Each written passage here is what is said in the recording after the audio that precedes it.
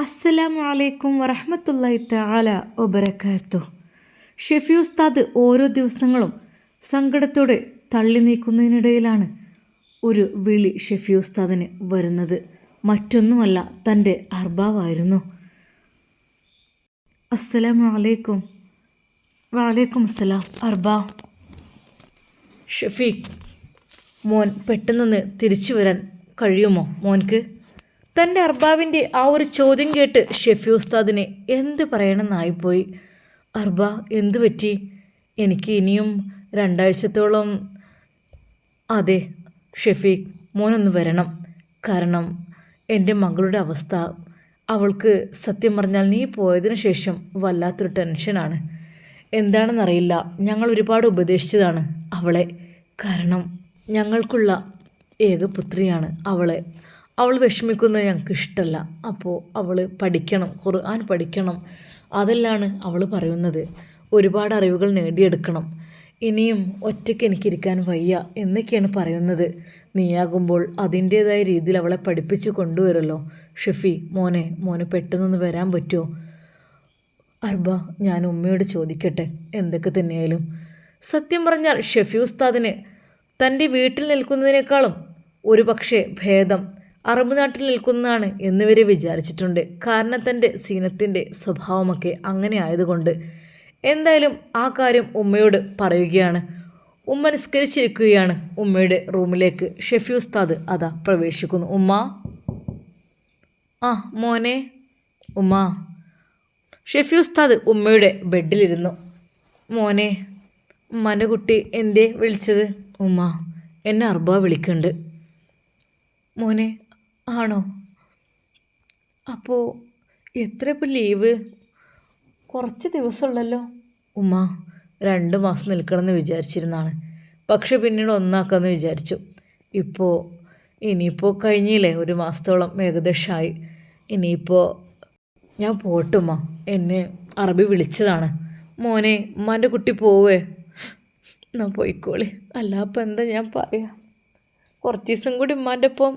ഉമ്മ, ഞാൻ എന്തായാലും ഇൻഷാ അല്ലാഹ് അതിനനുസരിച്ച് എന്താച്ചാൽ ചെയ്യാം, നോക്കട്ടെ.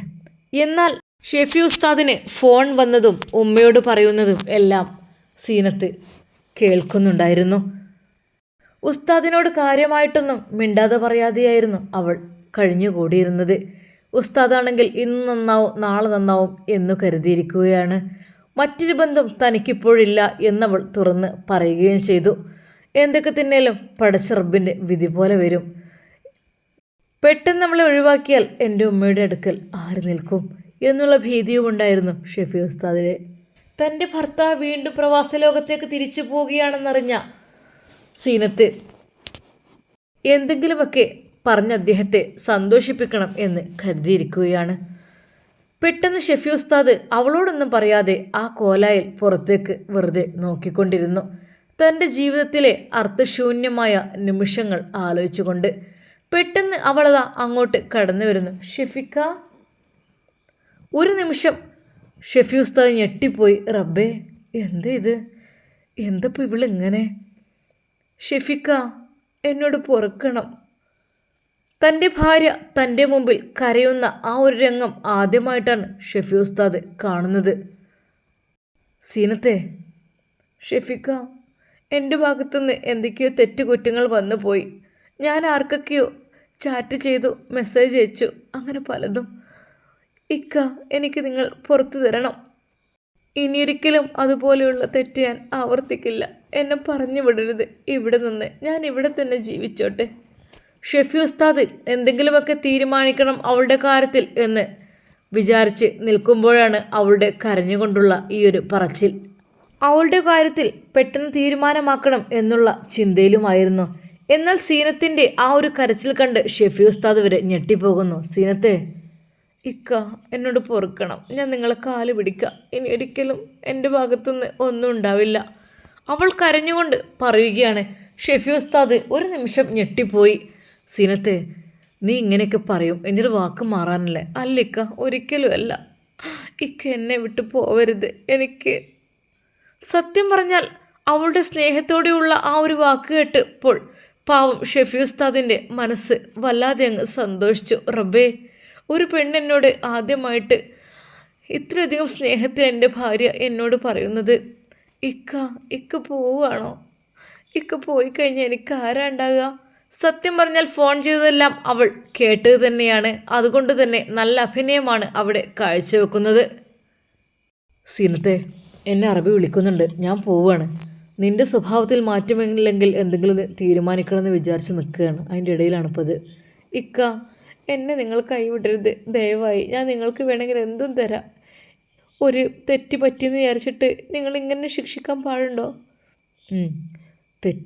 തെറ്റ് പറ്റിയാൽ പടച്ച റബ്ബിനോട് പ്രായശ്ചിത്തം ചെയ്യണം. അല്ലാതെ എന്ത് തെറ്റാ നിനക്ക് പറ്റിയത്? ഒന്നുമില്ലക്ക, ഞാൻ വെറുതെ ഫോണിൽ മെസ്സേജൊക്കെ അയച്ചു, അല്ലാതെ വേറൊന്നുമില്ല. ഇക്ക എന്നോട് പൊറുക്കണം. സീനത്ത് കരഞ്ഞുകൊണ്ടാണ് ഷെഫി ഉസ്താദിൻ്റെ അരികിൽ നിൽക്കുന്നത്. കഠിന ഹൃദയമല്ലാത്ത ഷെഫി ഉസ്താദിൻ്റെയും മനസ്സലിഞ്ഞു. സീനത്തെ മോളെ, എനിക്ക് മോളോടൊന്നുമില്ല. എനിക്ക് സന്തോഷമായി. ഇക്കയോട് എന്തെങ്കിലും ഒരു വർത്താനെങ്കിലും നീ അങ്ങനെ പറഞ്ഞല്ലോ. ഇക്ക, നിങ്ങൾ പോവുകയാണോ? ഉമ്മയെ ഞാൻ പൊന്നു പോലെ നോക്കിക്കോളാം. നിങ്ങളൊന്നുകൊണ്ട് വിഷമിക്കണ്ട. ഞാൻ എപ്പോഴും ഇവിടെ ഉണ്ടാവും. ഞാൻ എൻ്റെ വീട്ടിലേക്ക് പോലും പോവില്ലല്ലോ. സീനത്തെ, എനിക്കറിയാം നിന്നെക്കുറിച്ച്.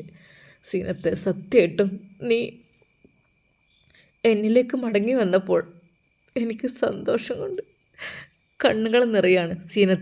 സീനത്തിനെ ഷെഫി ഉസ്താദ് നെഞ്ചോട് ചേർത്തു കരഞ്ഞു.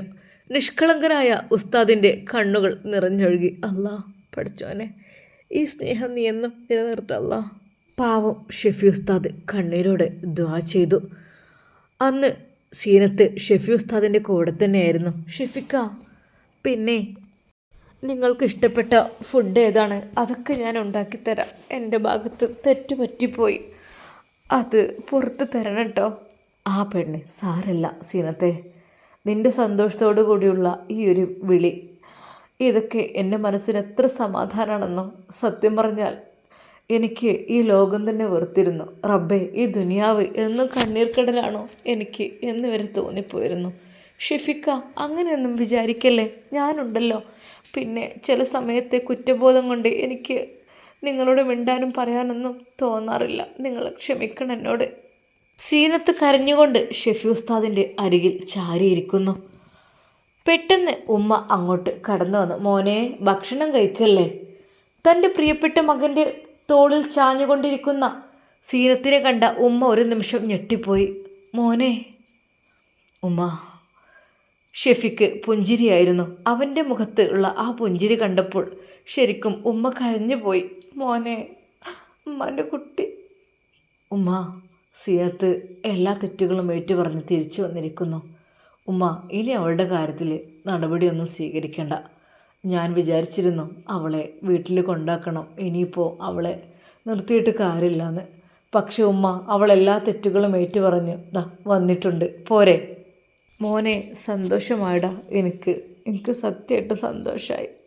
മോളെ സീനത്തെ, ഇനിയെങ്കിലും ഉമ്മാൻ്റെ കുട്ടി ഓനോട് സ്നേഹത്തിൽ നിൽക്കിട്ടോ. ഓൻ എത്ര വിഷമിച്ചു എന്നറിയോ? ഓന് നല്ല വിഷമമുണ്ടായിരുന്നു. അവൻ എങ്ങനെയെങ്കിലൊക്കെ എങ്ങനെ കഴിച്ച് കൂട്ടും ഇവിടെ എന്ന് വിചാരിച്ച് നിൽക്കുകയായിരുന്നു. സീനത്തെ മോളെ, ഇനിയെങ്കിലും ഉമ്മാൻ്റെ കുട്ടി നല്ല രീതിയിൽ ഓനോട് പെരുമാറട്ടോ. ഉമ്മ, എന്താ ഉമ്മ നിങ്ങളീ പറയുന്നത്? ഞാൻ പറഞ്ഞല്ലോ, ഒരു തെറ്റ് ആർക്കും പറ്റൂലേ. പിന്നെ അറിയാതെ കുറ്റബോധം വന്നു. എനിക്ക് സത്യം പറഞ്ഞാൽ സങ്കടം വന്നു. ഞാൻ ഇദ്ദേഹത്തോട് ഇനി മുതൽ നല്ല രീതിയിലായിരിക്കും ഉമ്മ നിൽക്കുക. സീനത്ത് ഉമ്മയോട് പറയുന്നു. ഉമ്മ ഒരു നിമിഷം പടച്ച റബ്ബിനെ സ്തുതിച്ചു. പഠിച്ചോനെ, അല്ലാ, ഇവർക്ക് നല്ല ദാമ്പത്യ ജീവിതം നീ കൊടുക്കല്ല. വന്നിട്ട് ഇത്ര ദിവസമായിട്ടും സീനത്ത് തന്നോട് ഇത്രയധികം സന്തോഷത്തിൽ പെരുമാറിയിട്ടില്ല. ഉസ്താദിന് വേണ്ടതെല്ലാം അവൾ ഒരുക്കി കൊടുക്കുന്നു. ഉസ്താദ് റൂമിലേക്ക് വന്നപ്പോൾ തന്നെ അവളും വന്നു. സ്നേഹത്തോടു കൂടി തൻ്റെ ഉസ്താദിനോടൊപ്പം ഇരുന്ന് സംസാരിക്കുന്നു, ചിരിക്കുന്നു. ശരിക്കും ഷെഫി ഉസ്താദിന് എന്തൊക്കെയോ അത്ഭുതം തോന്നിപ്പോയി. റബ്ബേ റഹ്മാനെ, ഞാനീ കാണുന്നതെല്ലാം സത്യമാണോ? ഞാനീ കേൾക്കുന്നത് സത്യമാണോ? എത്രയോ ദിവസം കൊതിച്ചെന്നാണ് ഞാനിത്. ഞാൻ സ്നേഹിക്കുന്നവരെല്ലാം എന്നെ വിട്ടിട്ട് പോകും എന്നതുകൊണ്ട് തന്നെ പഠിച്ചോനെ മറ്റൊരു വിവാഹം അല്ലെങ്കിൽ മറ്റൊരു ജീവിതം ഞാൻ ആഗ്രഹിക്കുന്നേ ഇല്ലായിരുന്നു. സത്യമായിട്ടും എൻ്റെ മണിയറ അത് ഖബറായിരിക്കും എന്ന് തന്നെയായിരുന്നു ഞാൻ ഉദ്ദേശിക്കുന്നതും. റബ്ബേ, എനിക്ക് ആലോചിക്കുവാൻ പോലും പറ്റുന്നില്ലല്ലോ അല്ലാ. ഷെഫി ഉസ്താദിന് അന്ന് നല്ലൊരു ദിവസമായിരുന്നു. തൻ്റെ പ്രിയപ്പെട്ട സീനത്ത് തന്നോട് സഹകരിച്ചിരിക്കുന്നു. അതെ, ഇത്രയും ദിവസമായിട്ടും ഞാൻ കാര്യമായിട്ട് അവളോടൊപ്പം ഒന്നിരുന്നിട്ടില്ല, ഒന്നും മിണ്ടിയിട്ടും പറഞ്ഞിട്ടില്ല. അവളുടെ സ്വഭാവം അങ്ങനെയായിരുന്നു. ഞാൻ പെട്ടെന്ന് വന്നതുകൊണ്ട് തന്നെ അവൾക്കത് ഇഷ്ടമല്ലെന്ന് തോന്നുന്നു. അതുകൊണ്ടായിരിക്കും. ഷെഫി ഉസ്താദിൻ്റെ ഉമ്മയുടെ മനസ്സിലും വല്ലാത്തൊരു സന്തോഷമായി. റബ്ബേ, എൻ്റെ കുട്ടി പോവാന്നറിഞ്ഞിട്ടാണോ ഓള് ഇത്രയധികം സന്തോഷത്തോടെ അവനെ സ്വീകരിച്ചത്? ഇപ്പോൾ ഇതുവരെ അങ്ങനെ ഇങ്ങനെയായി ഡൈവേഴ്സിൻ്റെ വക്കിൽ വരെ എത്തിയ കേസായിരുന്നു. പഠിച്ചോനെ, ഇപ്പതാ അവർ നന്നായി. ആയിക്കോട്ടെ റബ്ബേ, നന്നായിക്കോട്ടെ. ഇനി ഒരു വിവാഹം എന്നൊക്കെ പറഞ്ഞ് നടക്കുന്ന കാര്യമാണോ അറിയുന്നില്ല റഹ്മാനെ. ഇപ്പോഴത്തെ പെൺകുട്ടികൾ അതും അങ്ങനെ തന്നെ. എല്ലാവരും പഠിപ്പിക്കലൊക്കെ ആയിട്ട് ആർക്കും കല്യാണത്തിനോടൊന്നും താല്പര്യമില്ല. സ്വന്തം കാലിൽ നിൽക്കാനായിട്ട് മതി എന്നുള്ള രീതിയിലാണ് പല പെൺകുട്ടികളും ഇപ്പോൾ ജീവിക്കുന്നത്. എന്തായാലും എൻ്റെ ഷെഫിക്ക് സീനത്ത് ഏതായാലും സീനത്ത് നിക്കാഹ് കഴിച്ചതല്ലേ സീനത്തിന് എൻ്റെ ഷെഫി. അപ്പോൾ പിന്നെ അവർ ദാമ്പത്യ ജീവിതം നല്ല റാഹത്തോടു കൂടി മുന്നോട്ട് പോയിക്കോട്ടെ റബ്ബേ. മറ്റൊന്നിനെക്കുറിച്ചും ഇപ്പോൾ ആലോചിക്കണ്ട. സത്യം പറഞ്ഞാൽ ഷെഫി ഉസ്താദിന് അന്ന് വല്ലാത്ത സന്തോഷമുള്ള ഒരു ദിവസമായിരുന്നു. അവൻ വിചാരിക്കുന്നു, അർബാബിനോട് ഒരു 15 ദിവസം കൂടെ ഒന്ന് നീട്ടിത്തരൂ, ഒന്ന് ചോദിച്ചു നോക്കിയാലോ. ഷെഫി ഉസ്താദിൻ്റെ മനസ്സതിനു വേണ്ടി വെമ്പുന്നു. പക്ഷെ വെറും 2 ആഴ്ച മാത്രമാണ് ഇനിയുള്ളത്. തൻ്റെ ഭാര്യ തന്നോടടുത്ത് സന്തോഷമെല്ലാം പ്രകടിപ്പിച്ച് വന്നപ്പോഴേക്കും ദിവസങ്ങൾ പിന്നിട്ട് പോയിരുന്നു എന്നുള്ള സത്യം അതാ മനസ്സിലാവുകയാണ്. ഷെഫി ഉസ്താദും അവളും നല്ല സൗഹൃദത്തിലാണ്, സന്തോഷത്തിലാണ്. സീനത്തെ, എന്താടി നിനക്ക് എന്നെ ഇഷ്ടമല്ല നിനക്ക്? ഇക്ക, ആര് പറഞ്ഞു? എനിക്ക് ഒത്തിരി ഇഷ്ടമാണ്. എന്നിട്ടെന്താ നീ ഇതുവരെയായിട്ട് എന്നോട് വല്ലാതെ കൂട്ടുകൂടാൻ വരാതിരുന്നത്? സത്യം പറഞ്ഞാൽ ഞാൻ ഇതെല്ലാം ഉപേക്ഷിച്ച് പോകാൻ വേണ്ടി കരുതിയതാണ്. നീ ഇക്ക, ഞാൻ അത് ചില സമയത്ത് ഓരോ മൂഡ് ഓഫ് ഒക്കെ ആകുമ്പോഴേ ഇപ്പോഴാണ് റിലാക്സ് ആയത്. സത്യമായിട്ടും ഷെഫി ഉസ്താദിന് സത്യം പറഞ്ഞാൽ ഒരു ആദിരാത്രി പോലെയാണ് അപ്പോൾ അനുഭവപ്പെട്ടത്. അതെ, തൻ്റെ പ്രിയപ്പെട്ട സീനത്ത് തന്നിലേക്ക് ചേർന്നിരിക്കുന്നു. തന്നോട് അവൾ ഇഷ്ടം പ്രകടിപ്പിച്ചിരിക്കുന്നു. തന്നോട് എല്ലാ തെറ്റുകൾക്കും മാപ്പ് പറഞ്ഞിരിക്കുന്നു. ഇനിയൊരിക്കലും അവൾക്ക് അങ്ങനെ ഒരു തെറ്റൊന്നും ചെയ്യില്ല, അങ്ങനെയൊന്നും പറ്റില്ല എന്നവൾ സത്യം ചെയ്തിരിക്കുന്നു. സത്യം പറഞ്ഞാൽ ഷെഫി ഉസ്താദ് പാവം തൻ്റെ പ്രിയപ്പെട്ട ഭാര്യയുടെ അരികിലിരിക്കുകയാണ്. സന്തോഷത്തോടെ ഷെഫി ഉസ്താദ് തൻ്റെ പ്രിയപ്പെട്ട പെണ്ണിനോട് പാടിക്കൊടുക്കുന്നു. കഞ്ചകപ്പൂ മൊഞ്ച് കണ്ട് നെഞ്ചിലൊരു പിടിയാശ പൂണ്ട്, മഞ്ചലേറി വന്നു നിൻ്റെ മുത്തുപൂമാരൻ, പാട്ടും ബൈത്തുമായി എത്തി നിൻ്റെ പൂമണിമാരൻ. സന്തോഷത്തോടെ ഷെഫി ഉസ്താദ് ആ ഒരു പാട്ട് പാടുമ്പോൾ അദ്ദേഹത്തിൻ്റെ മനം നിറഞ്ഞു കവിയുകയാണ്. അല്ലാ, അൽഹംദുലില്ലാ, സന്തോഷമായി അല്ലാ, എൻ്റെ ഭാര്യ എൻ്റെ അരികിലേക്ക് തിരിച്ചു വന്നല്ലോ. അവൾ ഒരിക്കലും എൻ്റെ കൂടെ ജീവിക്കാൻ പറ്റില്ലെന്ന് വിചാരിച്ചതാണ്. അവൾക്ക് വേണ്ടി എന്ത് ഞാൻ കൊടുത്തിട്ടും അവളുടെ മുഖം തെളിയുന്നില്ലായിരുന്നു. പക്ഷേ ഇപ്പോഴതാ അവൾ എന്നോട് സൗഹൃദത്തോടെ കൂട്ടുകൂടാൻ വന്നിരിക്കുന്നു. അല്ലാ, സത്യം പറഞ്ഞാൽ ഷെഫി ഉസ്താദിന് തൻ്റെ ആദ്യത്തെ കല്യാണരാവായിട്ടാണ് തോന്നുന്നത്. അവളിൽ നിന്ന് അങ്ങനൊരു സന്തോഷം ഇതുവരെ ലഭിച്ചിട്ടില്ല. പക്ഷേ ഇപ്പോൾ വല്ലാത്ത സന്തോഷമാണ് അവൾക്കും. ഷെഫി ഉസ്താദിൻ്റെ മുഖത്ത് നോക്കി അവളതാ പുഞ്ചിരിക്കുന്നു. ഷെഫിക്ക, പിന്നെ ഞാനെന്തെങ്കിലും പറഞ്ഞിട്ടുണ്ടെങ്കിലൊക്കെ പൊരുത്തപ്പെട്ട് തരണേ.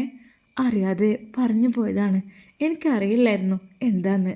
എന്തൊക്കെ തന്നെയാലും ഇനി ഒരു തെറ്റും ഞാൻ ചെയ്യില്ല കേട്ടോ. ഒരിക്കലും എല്ലാം പൊരുത്തപ്പെട്ട് തരണം. ഇനി എൻ്റേത് മാത്രമാണ് ഷെഫിക്ക, ഞാൻ ഷെഫിക്കയുടേതും. ഉറപ്പല്ലേ? ഉറപ്പാണ്. പക്ഷേ ഞാൻ നിൻ്റേത് മാത്രമാണ്. എന്നൊക്കെ പറയും. പക്ഷേ നിനക്ക് മറ്റാരൊക്കെ ഉണ്ടെന്ന്? ഇല്ലിക്ക, ഷെഫിക്ക, ഇനി അങ്ങനെയൊന്നും ഉണ്ടാവില്ല. സത്യമായിട്ടും ഷെഫി ഉസ്താദ് സ്നേഹത്തോടെ അവളെ അതാ നെഞ്ചോട് ചേർക്കുന്നു. സീനത്തെ, എൻ്റെ പെണ്ണെ, ഇക്കയെ ചതിക്കരുത് കേട്ടോ. നെയ്യ് സത്യമായിട്ടും നിൻ്റെ ഈ ഒരു വെറുപ്പ് കാണിക്കൽ അതിൻ്റെ മനസ്സിനെ വല്ലാതെ വേദനിപ്പിച്ചിരുന്നു. പെണ്ണെ, സത്യമായിട്ടും നീ ഇനി എന്നെ വിട്ടു പോകരുത് കേട്ടോ. എനിക്ക് അത്രയ്ക്കും ഇഷ്ടമാണടി എന്നെ. ഒരിക്കൽ പോലും ഞാൻ മറ്റൊരു പെണ്ണിനെക്കുറിച്ച് ചിന്തിച്ചിട്ടില്ല. നിന്നെ നിക്കാഹ് കഴിച്ചതിന് ശേഷം നീ മാത്രമാണ് എൻ്റെ മനസ്സിൽ. പക്ഷേ നിനക്കിഷ്ടമല്ലല്ലോ എന്നെ ലഡി. ഇക്ക ആര് പറഞ്ഞു? ഒരിഷ്ടക്കേടില്ല, എനിക്ക് ഒത്തിരി ഇഷ്ടമാണ്. ഇനി ഒരിക്കലും ഞാനൊരു തെറ്റും ചെയ്യില്ല. സത്യമല്ലേ പെണ്ണെ? അതെ ഇക്ക, സത്യമായിട്ടും. ഷെഫി ഉസ്താദ് അവളെ അതാ നെഞ്ചോട് ചേർത്തു. ഇൻഷാ അല്ലാ, നമുക്കിതിൻ്റെ ബാക്കി ഭാഗം നാളെ കാണാം. അതുവരേക്കും എല്ലാവർക്കും അസ്സലാമു അലൈക്കും വറഹ്മത്തുള്ളാഹി.